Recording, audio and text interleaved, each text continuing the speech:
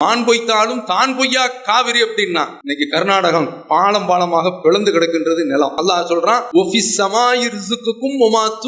வானத்துலதான் உங்களுடைய ரிஸ்க் இருக்கு. அல்லாஹ் சொல்றான் உலவ அன்ன அஹ்லல் குரா ஆமனு ஈமான் கொண்டு வத்தகவ் இறைவனை அஞ்சினார்கள் என்று சொன்னால் லஃபதஹ்னா அலைஹிம் பரக்காத்தின் மினஸ் ஸமா வல் அர்த் வானம் பூமியிலிருந்து பரக்கத்துகளை நாம் அள்ளி வழங்கி விடுவோம், அந்த வாசலை திறந்து விடுவோம் என்று சொல்கின்றான். எல்லாமல்ல அல்லாஹ்வின் நல்லடியார்களே, அருமை சகோதரர்களே, நாம் இப்போது தமிழகத்தில் மட்டுமல்லாமல் உலக அளவில் மிகப்பெரிய வெப்ப சூழ்நிலையில் மாட்டிக்கொண்டு இருக்கின்றோம். கடுமையான வெப்பம் எந்த அளவிற்கு என்றால், மக்கள் இன்றைக்கு பூமிக்கு அடியில் இருந்து வரக்கூடிய எண்ணெய் வளங்களை பயன்படுத்துறதுனால, எண்ணெய் வளங்கள் என்று சொல்லும் போது நாம் பயன்படுத்தக்கூடிய ஒவ்வொரு பைக்கில் செலுத்தக்கூடிய பெட்ரோல், அதனுடைய எரிபொருள், அதை போன்று இன்றைக்கு மின்சாரம் கிடைக்க வேண்டும் என்று சொன்னால் நிலக்கரிய டன் கணக்கில் எரித்தால்தான் இங்கே மின் விசிறி ஓடும், மின் விளக்கு எரியும். நிலக்கரி எரிகிறதுனால இதனால் ஏற்படக்கூடிய அந்த மாசு மிகப்பெரிய அளவில் புவியியல் வெப்பத்தை கொண்டு வந்திருக்கின்றது. எந்த அளவிற்கு சொல்கின்றார்கள் என்று சொன்னால், பூமியினுடைய சவுத் போல் நார்த்து போல் என்று சொல்வார்கள், தென் துருவம் வட துருவம்.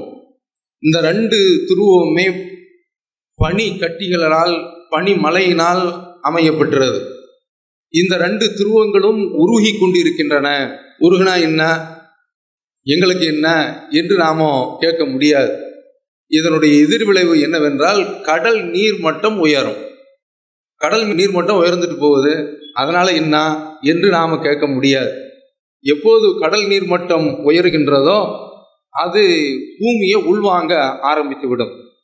கடற்கரை ஓரத்தில் வசிக்கக்கூடிய அந்த மக்கள் அந்த பகுதியில் பாதிக்கப்படுவாங்க. நிலத்தை கடல் அரித்து கொண்டிருக்கும்.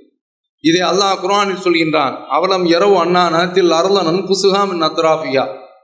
நாமோ பூமியினுடைய ஓர பகுதிகளுக்கு வந்து அதை குறைத்தி கொண்டிருக்கின்றோம் என்று அவர்களுக்கு தெரியவில்லையா என்று அல்லாஹ் குர்ஆனில் கேட்கின்றான். அப்போ அதனால இந்த வெப்பம் என்பது மிகப்பெரிய ஒரு பாதிப்பை ஏற்படுத்தி கொண்டிருக்கின்றது. இது தூரத்தில் வரக்கூடிய ஒரு ஆபத்து, ஆனால் அந்த ஆபத்து நெருங்கி கொண்டு இருக்கின்றது என்று அறிவியலாளர்கள் சொல்லிக் கொண்டிருக்கின்றார்கள்.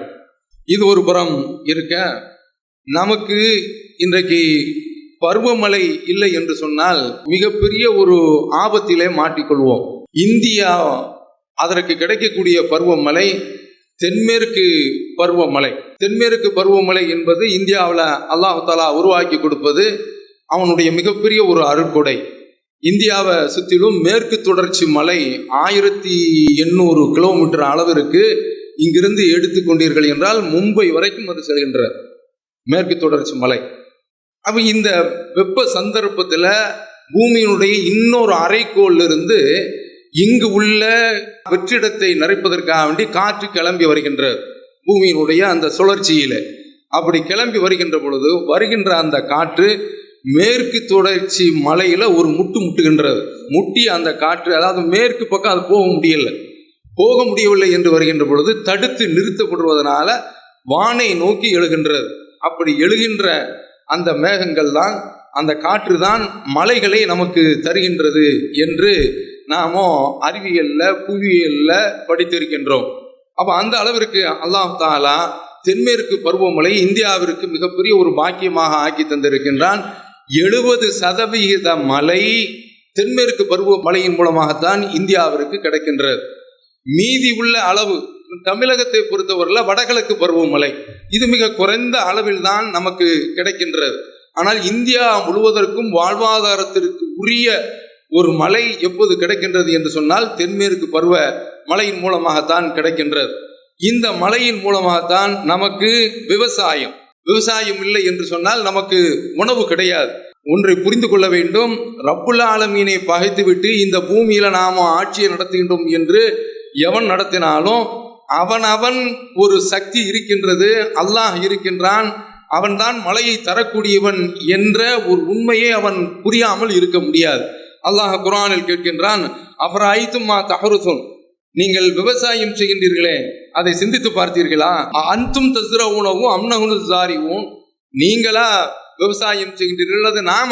அல்லாஹ் தஆலா கேட்கின்றான், லவ் நஷாவு லஜஅல்நாஹு ஹுதாமன், நாம் நாடி இருந்தால் அதை சருகுகளாக, வெறும் பதர்களாக, சாவிகளாக ஆக்கி விடுவோம். ஃபலல்தும் தஃபக்கஹூன், நீங்கள் எதிர்பார்த்திருப்பீர்கள் நிறைய அளவுல நமக்கு விளைச்சல் கிடைக்கும் என்று நீங்கள் எதிர்பார்த்திருப்பீர்கள். ஆனால் தலைகள் புரண்டு நீங்கள் ஆச்சரியத்துக்குள்ளானவர்களாக, வேதனைக்குள்ளானவர்களாக ஆகிவிடுவீர்கள். இன்னால முகுரமும், நாம் நஷ்டத்தில் மாட்டிக்கொண்டோம் என்று நீங்கள் சொல்வீர்கள். பல் நஹ்னு மஹ்ரூமுன், சுத்தமாக நமக்கு எதுவுமே விளைச்சல் கிடைக்கவில்லை என்று நீங்கள் சொல்வீர்கள் என்று அல்லாஹ் சொல்கின்றானே. அந்த மாதிரி இந்த விவசாயம் என்பது இந்திய விவசாயத்துல மொத்த வருவாயில 17% கிடைக்கின்றது. அப்படி கிடைக்கக்கூடிய இந்த விவசாயம் இல்லாமல் போனால் உணவு நமக்கு கிடையாது. இன்றைக்கு வயல்வெளிகள் எல்லாம் அழித்து கொண்டு இருக்கின்றார்கள், வீடுகள் கட்ட வேண்டும் என்பதற்காக வேண்டி. அந்த மாதிரி அழித்தோம் என்று சொன்னால் இது மனிதனாக ஏற்படுத்திக் கொள்ளக்கூடிய ஒரு நஷ்டம். அவனுக்கு அவனே தீங்கை விளைவித்துக் கொண்டு இருக்கின்றான். மனிதனுக்கு கிடைக்கக்கூடிய இந்த விளைச்சல், வேளாண்மை, உணவு தானியங்கள், கால்நடைகள், எவ்வளவு பெரிய அளவுல கால்நடைகள் இல்லை என்றாலும் மனிதன் வாழ முடியாது. அப்ப அதற்குள்ள அந்த புல் பூண்டுகள் எல்லாவற்றையுமே அல்லாஹ் தான் வானத்தில் இருந்து மழை இறக்கி முளைக்க செய்கின்றான். அப்ப அதனால விவசாயம் பாதித்து விடும். அதற்கு அடுத்து 2வது பாதிப்பு என்னவென்றால் நிலத்தடி நீர். இன்றைக்கு நமக்கு தண்ணீர் கிடைக்கின்றது. தண்ணீர் பூமியை தோண்ட உடனே ஒரு காலத்துல ஒரு தெருவுக்கு 3 பைப்பு 4 பைப்பு இருக்கும், அப்படித்தான் இருந்தது.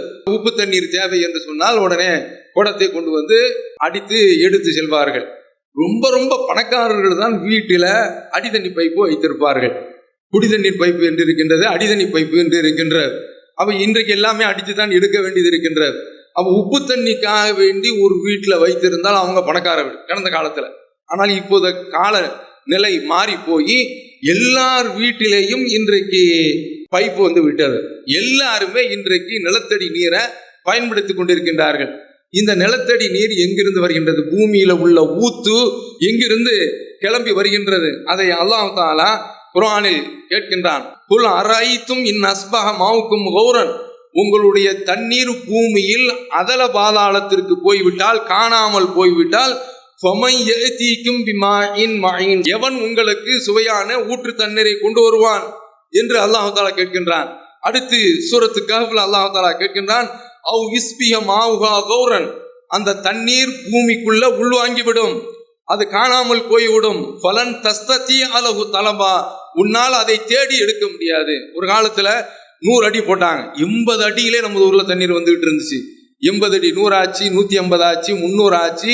இப்போது நீங்க தமிழகம் பரவலாக பார்த்தீர்கள் என்றால் 700 அடிக்கெல்லாம் அடிச்சு பார்க்கறாங்க, நெருப்பு தான் வருகின்றது. அந்த மாதிரியான அளவுல தண்ணீர் பூமிக்குள்ள உள்ளே போய் கொண்டிருக்கின்றது. இதற்கு காரணம் அதிகமான அளவுல கிரவுண்ட் எக்ஸ்ப்ளாய்டேஷன் என்று சொல்வார்கள். தண்ணீர் அதிகமான முறையில எடுக்கப்படுகின்றது. அப்ப எடுக்கப்படக்கூடிய அந்த தண்ணீர் மீண்டும் பூமியில ரீசார்ஜ் ஆக வேண்டும், அது பூமியில சேர்க்கப்பட வேண்டும். அதனாலதான் ஜெயலலிதா முதல்வராக இருக்கின்ற பொழுது நீர் சேமிப்பு திட்டத்தை, நீர் அறுவடை திட்டத்தை அவங்க கொண்டு வந்தாங்க. அது இன்றைக்கு அப்படியே செயல்படாமல் ஆகிவிட்டது. பூமிக்குள்ள தண்ணீர் போக வேண்டும். அப்படி போனது என்று சொன்னால் அது நமக்கு திரும்ப தந்து கொண்டு இருக்கின்றோம். அப்ப அந்த மாதிரியான அளவுல நிலத்தடி நீர் நமக்கு வற்றி போய்விடும். அப்ப நிலத்தடி நீர் நமக்கு கிடைக்கின்றது என்றால் அதற்குரிய ஒரே ஒரு வாய்ப்பு மழை நீர் தான். அந்த மழை நீர் தான் நமக்கு பூமியில உள்ள போய் திரும்ப ரப்புல் ஆலமீன் அதை சேமித்து வைத்து நமக்கு தருகின்றான். அல்லாஹ் தஆலா குர்ஆன்ல சொல்றான் பாருங்க, அன்சல்னா மினஸ் ஸமாஇ மாஅன் பிகதர், நம்ம வானத்தில் இருந்து அளவோடு மழையை இறக்குகின்றோம் சொல்றான்ல. 123 சென்டிமீட்டர் மழை பெய்ந்தது, 10 சென்டிமீட்டர் மழை பெய்ந்தது என்று சொல்றான்ல. அல்லாஹ் இறக்குறது ஒரு அளவோட இறக்குகின்றான். அப்படி இறக்கி விட்டு அதை நாம் பூமியில் குடியமர்த்துகின்றோம், பூமியில உள்ளே செலுத்துகின்றோம். நாம நினைச்சா அதை பூமியிலிருந்தே உங்களுக்கு கிடைக்காத அளவிற்கு காய வைத்து விடுவோம், ஓட செய்து விடுவோம் என்று சொல்கின்றான்.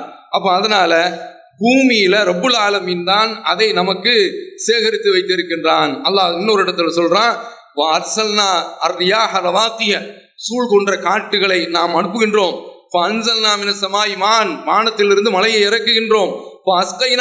அதை உங்களுக்கு நாம் புகட்டுகின்றோம். ஒமா அன்தும் லஹு பிஹாசினீன், அதை நீங்கள் சேமிக்கக்கூடியவர்கள் கிடையாது, நாம் தான் பூமியில சேகரித்து வைத்திருக்கின்றோம். மனுஷனா பூமிக்குள்ள ஓட்டையை போட்டு தொலையை போட்டு மழை தண்ணீர்லாம் வருதுப்பா உள்ள சேகரித்து வச்சுக்கிறோம் அப்படின்னு சேகரித்து வச்சிருக்கிறானா? இந்த தண்ணீர் துறைய ரப்புல் ஆலமீன் தன்னுடைய கையில் வைத்து பூமியில சேகரித்து சேமித்து வைத்து நமக்கு திரும்ப தருகின்றான். எப்படிப்பட்ட ராயன்! அப்ப அந்த ரப்புல் ஆலமீனிடத்தில் இன்றைக்கு மழையை தேட வேண்டிய ஒரு நிலையில் இருக்கின்றோம். வான்மழை பொய்த்து விட்டால் நாம போயிடும். வான் பொய்த்தாலும் தான் பொய்யா காவிரி அப்படின்னா இன்னைக்கு கர்நாடகம் பாலமாக பிளந்து கிடக்கின்றது, நிலம் காஞ்சி கிடக்கின்றது, அரசாங்கமே அரண்டு போய் கிடக்கின்றான். அதாவது பன்னாட்டு நிறுவனங்கள் எல்லாம் அங்கு தொழில்துறைகளை கம்ப்யூட்டர் துறைக்கு கணினி துறைக்கு இன்றைக்கு ஒரு ஊர் உண்டு என்றால் அது பெங்களூர் என்று சொல்லக்கூடிய அளவில் உள்ள அந்த கர்நாடக மாநிலம் இன்றைக்கு தண்ணீருக்கு மிகப்பெரிய ஒரு கட்டுப்பாடை போட்டு வச்சிருக்கான். அங்க மலை தொழுகை நடக்குது. இந்தியன் எக்ஸ்பிரஸ்ல துவாச்சிரதை அப்படியே எடுத்து படத்துல போட்டு காட்டியிருக்கான். அப்ப அந்த அளவிற்கு அங்க தண்ணீர் மிகப்பெரிய அளவுல பாதிப்புக்குள்ளாய் போயிருக்கின்றது, வறண்டு போய் இருக்கின்றது. தமிழகத்திலையும் என்ன நிலைமை என்று பார்த்தோம் என்று சொன்னால் 143 அடி பாபநாசம் இன்றைக்கு 59க்கு வந்து விட்டது. 118 மணிமுத்தாறு 89க்கு வந்து விட்டது. அப்ப நாமளும் மிகப்பெரிய ஒரு பாதிப்புக்குள்ளாகக்கூடிய ஒரு நிலையில் இருக்கின்றோம். தென்மேற்கு பருவமழை வருவது ஜூன் மாசம். மே மாசத்துல இடையிலேயே ஒரு காற்று ஒன்று அடிக்கும். அப்போது நன்மாராயம் நமக்கு கிடைத்து விட்டது என்ற அர்த்தம். தென்மேற்கு பருவமழை பெய்ய போகின்றது என்ற அர்த்தம். அப்ப அந்த மாதிரியான ஒரு நிலையை நாம் எதிர்பார்த்து கொண்டிருக்கின்றோம். அல்லாஹ் தான் அதை தர வேண்டும். அப்ப அதனால அந்த பருவமழை நமக்கு கிடைத்தாக வேண்டும். அல்லாஹ் சொல்றான், வானத்துல தான் உங்களுடைய ரிஸ்க் இருக்கு.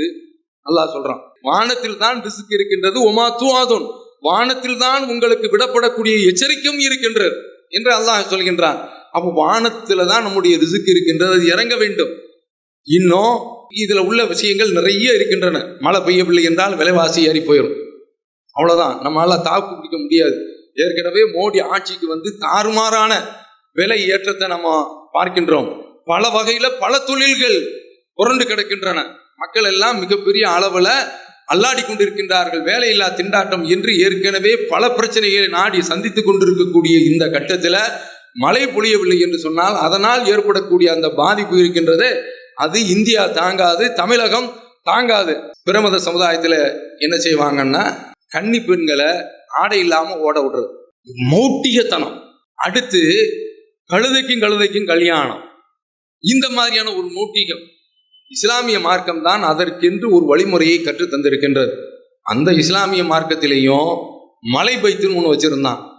அந்த பைத்து ஒபி ரஹ்மத்தின் ஒபி பரக்கத்தின் ஒபி இஸ்ஸத்தின் லி நபியினா, நம்முடைய நபியினுடைய அந்தஸ்து பரக்கத்து ரஹ்மத்தை வைத்து உன்னிடத்தில் கேட்கின்றோம். கைசன், கைஸ் என்று சொன்னால் மலை, மலையை மரியன் விசாலமான மலையை, அன்சிலன் யா ரப்பி எங்கள் இலாகனா, அரபியும் தமிழும் கலந்து ஒரு பைத்தை எழுதி வைத்து இந்த பைத்தை தெருவில் ஓதிப்போம். கடந்த காலத்தில் அப்படிலாம் நடந்துச்சு. இந்த தலைமுறையெல்லாம் அதை பார்க்கல. கடந்த காலத்தில் இந்த பைத்தை ஒபி ரஹ்மத்தின் ஒபி பரக்கத்தின் ஒபி இஸ்ஸத்தின் லி நபியினா, இது வார்த்தையே, அதாவது ரசூல்லா வச்சுதான் மழை கிடைக்குது அப்படிங்கிறான். அதே கொள்கை அடி வாங்கி விடுகின்றது, ஷிருக்கு அங்கே வந்து விடுகின்றது.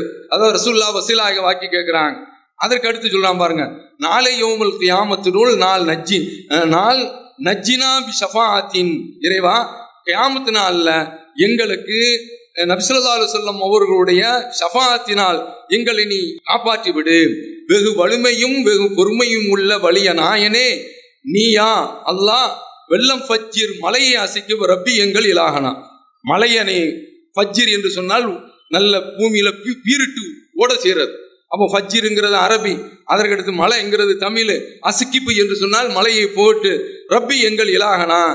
இப்படி மலை பைத்து என்று ஒன்றை ஏற்றி வைத்திருக்கின்றார்கள். இதற்கெல்லாம் இஸ்லாத்தில் எந்த விதமான ஒரு ஆதாரமும் இல்லை, மார்க்கம் இதை கூறவும் இல்லை. இதற்கு என்று நபி ஸல்லல்லாஹு அலைஹி வஸல்லம் அவர்கள் நமக்கு ஒரு வழிமுறையை காற்று தந்திருக்கின்றார்கள். அது மலை தொழுகை. அந்த மலை தொழுகையின் மூலமாகத்தான் நாம மலையை பெற முடியுமே தவிர சாதாரணமாக பெற முடியாது. மலையை தருவது என்று சொன்னால் அவனை தவிர வேறு யாருமே தர முடியாது. அது சாதாரணமான ஒரு காரியம் கிடையாது. அல்லாஹ் தஆலா குர்ஆன்ல சொல்றான், சூரத்து நூர்ல, அலம் தர அன்னல்லாஹ யுஸ்ஜி சஹாபன், நீ பார்க்கலையா அல்லாஹ் தஆலா மேகத்தை அங்கங்க இருக்கக்கூடியது அப்படியே இழுத்து கொண்டு வருகின்றான். சும்மையு அல்லிஃபு பைனகும், அதற்கு மத்தியில் ஒரு இணைப்பை ஏற்படுத்துகின்றான். சும்ம யஜஅலுஹு ருகாமன், அதை மொத்தமாக ஒரே இடத்தில் குவியலாக ஆக்கி வைக்கின்றான். ஃபதரல் வதக யக்ருஜு மின் ஹிலாலிஹி, அதனுடைய ஊடே மலை கிளம்புவதை நீ பார்க்கின்றாய். வ யுனஸ்ஸிலு மினஸ் ஸமாயி மின் ஜிபாலின் ஃபீஹா மின் பரத், வானத்திலிருந்து மலை போன்று வானத்துல மேகம் இருக்கின்றது, அப்படியே திரண்டு மேல நோக்கி அப்படியே போகுது. அப்படி போகக்கூடிய அந்த சந்தர்ப்பத்துல அதுல உள்ள அந்த எடை இருக்கின்றத, கடுமையான எடை, அதிகமான டன் அளவிற்கு உள்ள தண்ணீர் அந்த மேகத்துல திரவ பொருளாக உள்ளே உட்கார்ந்து இருக்கின்றது. அப்படி மேல அப்படி போகும் பொழுது கீழே பூமிக்கு என்று அல்லாஹ் தஆலா புவியீர்ப்பு சக்தியை கொடுத்துருக்கான்.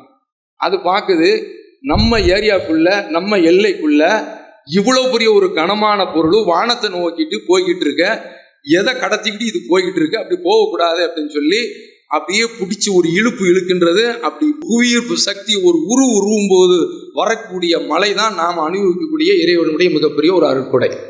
பார்க்கின்றோமா? அப்ப அதுல இருந்துதான் மழையை அவன் நமக்கு தருகின்றான். அப்ப இந்த மலை என்பது, அந்த மேகத்தை திரட்டுறது என்பது இந்த பூமியில் உள்ள இந்த அவுளியாக்களுக்கோ இந்த மாதிரியான சிலைகளுக்கோ சாமிகளுக்கோ எந்த விதமான ஒரு பங்கும் கிடையவே கிடையாது. ரப்புல் ஆலமீனுடைய தனி அதிகாரத்தில் உள்ளது. அல்லாஹ் சொல்றான், ஒஹுவல்லதி யுனஸ்ஸிலுல் கைஸ மின் பாதி மா கனத்து, மக்கள் எல்லாம் மழை கிடைக்குமா என்று நிராசை அடைந்ததற்கு பிறகு அவன் வானத்தில் இருந்து மலையை இறக்கி ஒயன்ஷரு ரஹ்மத்தஹு, தன்னுடைய அருட்கொடையை அவன் விரிக்கின்றான், பரவச் செய்கின்றான் என்று அல்லாஹ் தஆலா குர்ஆனில் குறிப்பிடுகின்றான். அப்ப இது மிகப்பெரிய ஒரு வலிமைக்குரிய நாயனுடைய ஆற்றல்ல உள்ளது. அதற்கு அல்லாஹ் தஆலா ஈமான சம்மந்தப்படுத்தினான். அதான் ரொம்ப முக்கியம். ரப்புல் ஆலமீன் சொல்கின்றான், ஒலவ் அன்ன அஹ்லல் குர்ஆ ஆமன், இந்த மக்கத்து வாசிகள் அல்லாஹ்வை நம்பி வத்தகவ், இறைவனை பயந்தார்கள் என்று சொன்னால், லஃபதஹ்னா அலைஹிம் பரக்காத்தின் மினஸ் ஸமாயி வல் அர்த், வானத்தில் இருந்தும் பூமியில் இருந்தும் பரக்கத்துகளை அள்ளி கொட்டி விடுவோம். ஈமான் இருக்கணும். சவுதி அரேபியா இன்றைக்கு காலப்போக்கில் மாறிக்கிட்டே இருக்குது. அவர்கள் எல்லாம் எல்லா வகையிலையும் உலகத்தினுடைய அந்த சௌரியங்கள்ல மிதந்துகிட்டு இருக்கிறாங்க. என்ன கொடுமை நடக்கின்றது, பலஸ்தீன்ல 35,000ற்கு மேற்பட்ட மக்களை அடிச்சிட்டான். அந்த மக்கள் இப்போது ரஃபா என்ற பகுதியில ஒதுங்கி போய் இருக்கிறான். அந்த ரஃபா என்ற பகுதியிலையும் நான் உள்ள போய் அடிப்பேன் நிற்கிறான். அங்க மட்டும் ஒதுங்கி இருக்கக்கூடிய மக்கள் 20 லட்சத்துக்கு மேற்பட்ட மக்கள் ஒதுங்கி இருக்கிறான். அந்த மக்களையும் அடிச்சிருவேன் நிற்கிறான். எவனுமே நமக்கு குரல் கொடுப்பதற்கு நாதி இல்லை. இந்த சவுதி எல்லாம் குரல் கொடுக்க வேண்டும். அவர்கள் எல்லாம் இவ்வளவு பெரிய அருளை இன்றைக்கு பெற்றிருக்கின்றார்கள் என்று சொன்னால் அவர்களிடத்தில் இருந்த ஏகத்துவம். அல்லாஹ் தஆலா அவர்களுக்கு இந்த செல்வத்தை அள்ளி கொடுத்தான் என்று சொன்னால் அவங்களுக்கு வான்மலை கிடையாது. ஆனால் பொருளாதாரம், பூமியிலிருந்து கிடைத்த எண்ணெய் வளம், அந்த எண்ணெய் வளத்தின் மூலமாக கடல் நீர்ல இருந்து உப்பை அப்படியே பிரிக்கின்ற பொழுது அதுல இருந்து கரண்டை எடுத்துக்கொண்டு, நாட்டுக்கு கரண்டும் கிடைச்சி போகுது, குடி தண்ணீர் அதுல இருந்தா எடுக்கின்றான். அப்ப இந்த மாதிரி இன்றைக்கு அவன்கிட்ட கிடைக்காத எல்லா சீசன்ல பருவ காலத்தில் உள்ள பழங்கள், மாம்பழம் இப்ப கிடைக்கும். நம்ம நாட்டுல கூட கோடை காலத்துல தான் கிடைக்கும். அவன்கிட்ட எப்போதுமே கிடைக்கும் எல்லா பழ வர்க்கங்களும். ரப்புல் ஆலமீன் அந்த அருட்கொடையை கொடுத்ததற்கு காரணமே அன்றைக்கு அவர்கள் சத்தியத்தில் இருந்தார்கள். அல்லாஹ் சொல்றான், வலவ் அன்ன அஹ்லல் குர்ஆ ஆமனு, ஈமான் கொண்டு வத்தகவ், இறைவனை அஞ்சினார்கள் என்று சொன்னால், லஃபதஹ்னா அலைஹிம் பரக்காத்தின் மினஸ் ஸமா வல் அர்த், வானம் பூமியிலிருந்து பரக்கத்துகளை நாம் அள்ளி வழங்கி விடுவோம், அந்த வாசலை திறந்து விடுவோம் என்று சொல்கின்றான். அப்ப ஈமான் இருக்கணும், இறையச்சம் இருக்கணும். அதற்கடுத்து நபி ஸல்லல்லாஹு அலைஹி வஸல்லம் அவர்கள் இஸ்திக்பார் செய்திருக்கின்றார்கள். நூஹ் நபி தன்னுடைய சமுதாயத்தை பார்த்து சொல்கின்றார்கள், ரப்பக்கும், நீங்கள் உங்களுடைய இறைவனிடத்தில் பாவ மன்னிப்பு தேடுங்கள் என்று நான் சொல்கின்றேன்.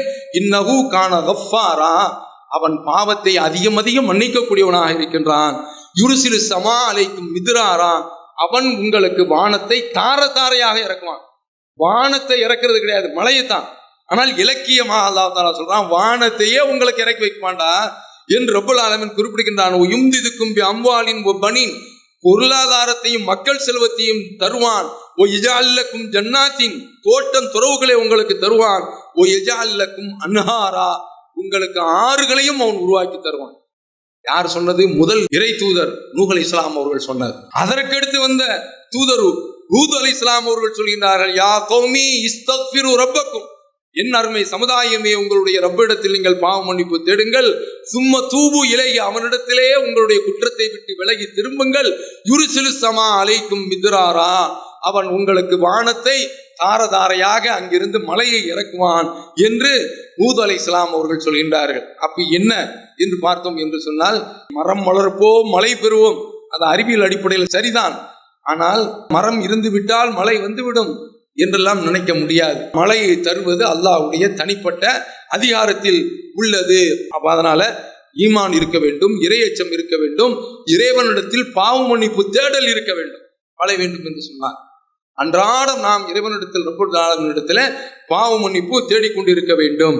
அடுத்து மக்களிடத்துல தர்மம் நிறைந்திருக்க வேண்டும். நபி ஸல்லல்லாஹு அலைஹி வஸல்லம் அவர்கள் சொல்கின்றார்கள், பாலைவனத்துல ஒருவர் இருக்கின்றார், அவர் மட்டும்தான் இருக்கிறாரு.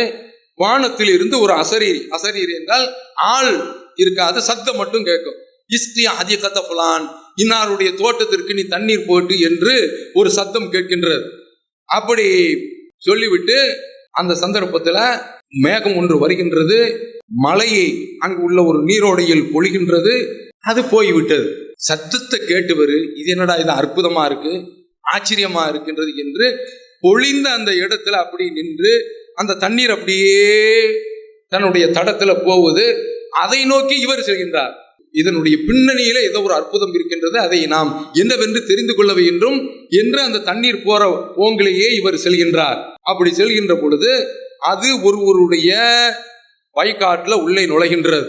அங்கு உள்ளவர் மண்வெட்டியை வைத்து தண்ணீரை உள்ளே வெட்டி இழுத்து கொண்டிருக்கின்றார். யா அப்துல்லா மஸ்முக, இவர் கேட்கிறார், அப்துல்லாவே, அப்துல்லா என்றால் அல்லாஹ்வுடைய அடியாரை, பொதுவா யாருக்கும் கூப்பிட்டுக்கலாம்.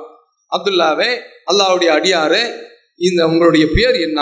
அவர் கேட்கிறாரு, ஏன்பா ஏன் பேர நீ கேட்கிற? இல்ல, நான் ஒரு சத்தத்தை செவியுற்றேன், அதுல உன்னுடைய பேர் குறிப்பிடப்பட்டது, அதனால கேட்கிறேன் அப்படின்னு சொன்ன உடனே, ஆமா இந்த பேர் தான் அதுல இருந்து வந்துச்சு. இந்த தண்ணீர் எங்க வந்துச்சுன்னு பார்த்தேன், இப்படி உனக்காக வேண்டி ஒரு மேகம் வருது, குவியுது, மழையை கொட்டுது, அந்த தண்ணீர் உனக்கு மட்டும் சொல்லி வச்ச மாதிரி உன்னுடைய வயக்காட்டிற்கு மட்டும், உன்னுடைய தோட்டத்திற்கு மட்டும் எப்படி ஓடோடி வருகின்றது? என்ன காரணம்? நீ என்ன நல்ல காரியத்தை செய்யற என்று கேட்கின்ற பொழுது, அப்ப அவர் சொல்றாரு, அதை கேட்கிறியா? நான் சொல்றேன் கேளு. நான் என்னுடைய நிலத்தில் இருந்து வரக்கூடிய அந்த விளைச்சல்ல 1/3 பகுதியை தர்மம் செய்து விடுவேன். 1/3 பகுதியை அல்லாஹ்வுடைய பாதையில தர்மம் செய்து விடுவேன். 1/3 பகுதியை என்னுடைய குடும்பத்திற்கு, பிள்ளைகளுக்கு, மக்களுக்கு. 3/1 பகுதியை மீண்டும் அதில் நான் முதலீடாக போட்டு விடுகின்றேன், செலுத்தி விடுகின்றேன். பாருங்க, அப்போ தர்மம் இருந்தால் வான்மழை கிடைக்கும். இதை நமக்கு மார்க்கம் சொல்லி தருகின்றது. அப்ப அந்த அடிப்படையில நம்மிடத்துல ஈமான் இருக்க வேண்டும், இறையச்சம் இருக்க வேண்டும், தௌபா இருக்க வேண்டும், பாவமன்னிப்பு தேடுறது இருக்க வேண்டும், தர்மம் இருக்க வேண்டும் என்பதை ஆயத்துக்கள், ஹதீஸ்கள் நமக்கு சொல்றதை நம்ம பார்க்க முடிகின்றது. ரப்புல் ஆலமீன் ரசூலுல்லாஹ் வாழ்ந்து கொண்டிருக்கக்கூடிய அந்த கட்டத்துல அவங்களுடைய பிரார்த்தனைக்கு என்று தனி மகிமையை கொடுத்திருந்தார். மக்காவில் அபு சுஃபியான் அவர் ரசூல் ஸல்லல்லாஹு அலைஹி வஸல்லம் அவரிடத்துல வர்றாரு. எப்போது வர்றாரு? நபி ஸல்லல்லாஹு அலைஹி வஸல்லம் அவர்கள் துவா செய்றாங்க. என்ன துவா? அல்லாஹும்ம சினீன கஸினி யூசுப், யூசுப் அலைஹிஸ்ஸலாம் அவருடைய காலத்தில் ஏற்பட்ட பஞ்ச காலத்தை போன்று இவர்களுக்கும் ஏற்படுத்தி விடு என்று கையேந்திட்டாங்க. ஏன்னா நீண்ட காலம் பிரச்சாரம் பண்றாங்க, ஒருத்தனுமே சத்தியத்தை ஏற்க மாட்டேங்கிறான். மனசு ரொம்ப வேதனைப்பட்டு இறைவனிடத்துல துவா செய்றாங்க. 7 ஆண்டு கால பஞ்சம் என்று இன்னொரு ஹதீஸில் வருகின்றது. அப்ப அவங்களுக்கு பஞ்சம் ஏற்பட்டு போச்சு. வானத்துல இருந்து புகமூட்டத்தை அவன் பார்க்கறான் பசியினுடைய காரணத்தினால. அப்ப அந்த சந்தர்ப்பத்துல ரசூலுல்லாஹ்ட்ட வர்றான். நீங்க தான் சொந்த பந்தங்களை ஆதரிக்கணும்னு சொல்றீங்க, இப்படி உங்களுடைய சொந்த பந்தங்கள் சாகலாமா பட்டினியில பஞ்சத்துல வாச்சிங்க? யாரு? அபு சுஃபியான் முகமது ஸல்லல்லாஹு அலைஹி வஸல்லம் அவர்களை லெஃப்ட் அண்ட் ரைட்டு எதிர்த்துட்டு இருக்கிறாரு, சத்தியத்தை ஏற்க மறுக்கிறாரு. பின்னால இஸ்லாத்துக்கு வந்து விட்டாரு, அது வேற பிரச்சனை. நீங்க துஆ செய்யுங்க என்று நபி ஸல்லல்லாஹு அலைஹி வஸல்லம் அவரிடத்துல வந்து கேட்கின்றார்கள். ரசூலுல்லாஹ் அவங்கள பார்த்து சொல்றாங்க, இன்னக்கல ஜரீபுன், ரொம்ப துணிச்சல்காரரையா நீ, சத்தியத்தையும் ஏற்க மாட்டேங்கிற, அந்த சத்தியத்தை போதிச்சுட்டு இருக்க எங்கிட்டயே வந்து நாங்க ரொம்ப பஞ்சத்துல மாட்டியிருக்கோம், எங்களுக்காக வேண்டி நீ துவா செய்யுங்க. நான் கேட்ட துவாவுடைய எஃபெக்ட் தானப்பா, நீ எங்கிட்டயே வந்து அதற்குள்ள மருந்த நீ கேட்கிற, ஆனா உன்னிடத்தில் இருந்து நீ ஈமான் கொண்டு இஸ்லாத்துக்கு ஒருவன் எதிர்பார்க்கிற, அது வரமாட்டேங்கிறிய, எவ்வளவு துணிச்சல் இருக்கும் என்று நபி ஸல்லல்லாஹு அலைஹி வஸல்லம் அவர்கள் சொல்றாங்க. அல்லாஹ்வுடைய தூதர் இரக்கம் மிக்கவர்கள் கையேந்திட்டாங்க, மழை பொழிஞ்சிருச்சு. அதுக்கு பின்னால அவன் திரும்ப போயிட்டான். அதற்கு அடுத்துதான் அல்லாஹ் தஆலா குர்ஆன்ல சொல்லி காட்டுகின்றான், யௌம நபதுஷி பதுஷத்தல் குப்ரா இன்னா முன்தகிமுன், இப்போ சத்தியத்தை ஏற்கிற, மழை பொழிய செய்யி என்று கேட்டுவிட்டு இப்போ ஓடிட்டான். நாமோ இவர்களை மிகப்பெரிய ஒரு பிடியாக பிடிப்போம், பழிவாங்குவோம். அதற்கு விளக்கம் கொடுக்குறாங்க. அதுதான் பத்ர் போர்க்களம். பத்ர் போர்க்களத்துல தர்ம அடி அவர்களுக்கு கொடுக்கப்பட்டது. அப்ப நாம் அங்க என்ன பார்க்கின்றோம் என்று சொன்னால், சத்தியத்தை ஏற்க மறுத்த அந்த மக்களுக்கு மத்தியில் நபி ஸல்லல்லாஹு அலைஹி வஸல்லம் அவர்கள் அந்த மக்களே வந்து கேட்கின்ற பொழுது பிரார்த்தனை செய்யறாங்க, துஆ கபூலாகின்றது, மழை பொழிகின்றது. இது ஒரு கட்டம். அதற்கடுத்து நபி ஸல்லல்லாஹு அலைஹி வஸல்லம் அவர்கள் மதீனாவிற்கு வந்தாச்சு. நபி ஸல்லல்லாஹு அலைஹி வஸல்லம் அவர்களிடத்துல ஒரு நபி தோழர், இத அனஸ் இப்னு மாலிக் ரலியல்லாஹு அன்ஹு அவர்கள் அறிவிக்கிறாங்க. மெம்பருக்கு நேரா இருக்கக்கூடிய அந்த வாசல்ல அப்படியே நுழையிறார். வந்துட்டு நபி ஸல்லல்லாஹு அலைஹி வஸல்லம் அவர்கள் மெம்பர்ல நிக்கிறாங்க. ஹலக்கத்தில் மவாஷி, கால்நடைகள்லாம் செத்து போச்சு. வன்கதாதி சுபுலு, வாழ்வாதாரத்துக்கு உண்டான பாதைகள்லாம் அருந்து போச்சு. ஃபதுவுல்லாஹ யுகீசுனா, அல்லாஹ்ட்ட கேளுங்க, அவன் எங்களை ரட்சிக்கட்டும். கௌசுனா ரட்சிப்பு, கௌசுனா என்ன ரட்சிப்பு, அதில் உள்ள வார்த்தை தான் அகாச. அப்புறம் ரசூல் ஸல்லல்லாஹு அலைஹி வஸல்லம் அவர்கள் அல்லாஹ் மஸ்கினா, அல்லாஹ் மஸ்கினா, அல்லாஹ் மஸ்கினா, ஏ அல்லாஹ் எங்களுக்கு தண்ணீர் தான், எங்களுக்கு குடிக்க நீ நீர் புகட்டு. இன்னொரு ஹதீஸ்ல வருது, அல்லாஹ் அகுசினா, எங்களுக்கு நீ ரிச்சிப்பை கொடு. அதனாலதான் கௌசுல் ஆலம் அப்படின்னு சொல்றாங்க, மகத்தான ரட்சகர் என்று.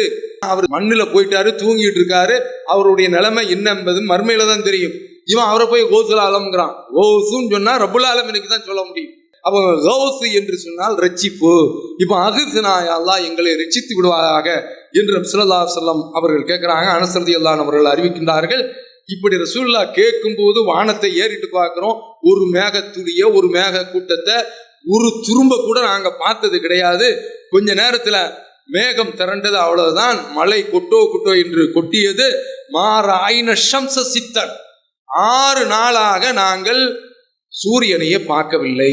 வானம் மூடி கொட்டோ கொட்டோ என்று கொட்ட ஆரம்பிச்சிருச்சு. அதே வாசல்ல அதே கிராமப்புறத்து அரபி உள்ள நுழைகிறார். அல்லாஹ்வுடைய தூதர் உரையாற்றி கொண்டிருக்கின்றார்கள். அவரே சொல்றாரு, ஹலக்கத்தில் அம்வால், பொருளாதாரம் எல்லாம் சேதாரமாகி விட்டது. வன்கதாஸ்தி சுபுலு, அப்போ பஞ்சத்தினால வாழ்வாதாரம் பாதிச்சு, இப்போ அதிகமான அளவுல மழை பெஞ்சதுனால வாழ்வாதாரம் பறி போயிருச்சு. அல்லாஹ்ட்ட நீங்க கேளுங்க அப்படின்னு சொன்ன உடனே இப்போ ரசூல் ஸல்லல்லாஹு அலைஹி வஸல்லம் அவர்கள், யா அல்லாஹ் மழையை நிறுத்தி விடு. கேட்க மாட்டாங்க, கேட்கக்கூடாது.